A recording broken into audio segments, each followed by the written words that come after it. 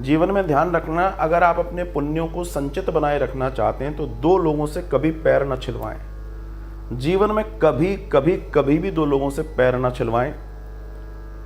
सबसे पहला वो व्यक्ति जिससे आपको पैर नहीं छिलवाने हैं वो है आपका जमाई, अर्थात आपकी बेटी का पति। जीवन में ध्यान रखिएगा, आप इनसे कभी पैर न छुलवाएं। वैसे तो उनके पैर छूने का प्रावधान है, लेकिन आजकल मॉडर्न एज हो गई है तो वो छिलवाना नहीं चाहते। लेकिन वो छिलवाना नहीं चाहते वो अच्छी बात है, लेकिन आप उनसे न छिलवाएं।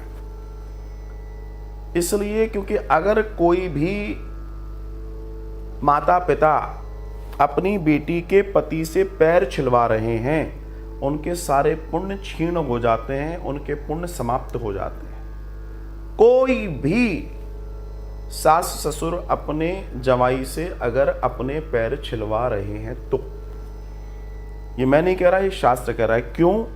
क्योंकि जब आपने अपनी बेटी का कन्यादान किया था उस समय आपने अपनी बेटी जब उनको सौंपी तो उनको नारायण स्वरूप मानकर उनकी पूजा की थी। आपको अगर ध्यान हो तो जब नारायण स्वरूप मानकर आपने पूजन किया, अपनी बेटी को लक्ष्मी स्वरूपा जानकर आपने उसका कन्यादान किया, तो इस एवज में जिसको आप दान दे रहे हैं, दान देने वाला श्रेष्ठ हो, लेने वाला श्रेष्ठ हो गया। आप श्रेष्ठ को दान दे रहे हैं तो श्रेष्ठ से कभी भी पैर नहीं छुलवाने चाहिए। एक सास ससुर के लिए उनका जवाई किसी ब्राह्मण, किसी संत, किसी साधु से के बराबर इक्वलेंट होता है। कहने का मतलब जो लेवल है वो वही रहता है। जीवन में ध्यान रखिएगा। दूसरा जीवन में कभी भी जीवन में ध्यान रखिएगा, आपके भांजे या भांजी से आप पैर ना छिलवाएं। अगर आप इस बात को गांठ बांध लें तो आपको आनंद हो जाएगा। हमेशा ध्यान रखें, कभी भी आपके भांजे या भांजी के द्वारा आपके पैर छुए जाने नहीं चाहिए, क्योंकि उन्हें बहुत कीमती, बहुत पुण्यवान और ईश्वर तुल्य माना गया है, क्योंकि वो आपकी बेटी के बच्चे हैं। और किसके बच्चे हैं? वो जिसको आपने बेटी दी थी वो नारायण और नारायणी के बच्चे हैं। अब आप समझ लीजिए, बड़ा मान रिश्ता है। और दो लोगों के पैर, अगर दो लोग ऐसे हैं जिनके पैर अगर आप छूते हैं, जिनको आप प्रणाम करते हैं, तो आपके यश, आपके वैभव में बड़ी वृद्धि होती है। वो कौन है?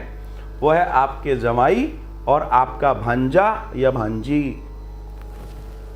जीवन में ध्यान रखिएगा, आपका भांजा, आपकी भांजी आपके लिए अति पवित्र हैं, उनके आपको पैर छूने ही चाहिए। कोई भी मामा को छूने चाहिए, पहला दर्शन।